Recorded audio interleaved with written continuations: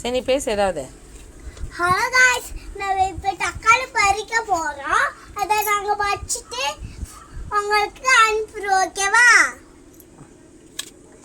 ஒண்ணே பிச்சு கட்டறேன். ஐயோ பிச்சுங்க. ஏவட்டிங்களா? அங்க தக்காளி கொஞ்சம் தான் விக்குது மார்க்கெட்ல. அதனால இங்க வந்து பறிக்கிறோம்.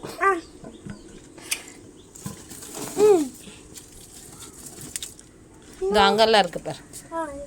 காயா இருக்குது. ஒண்ணே ஒன்று மட்டும் பறிக்க. அவ்வளோதான். வா இன்னொன்று இந்த தட்டி இங்கே வச்சாச்சு. பறி.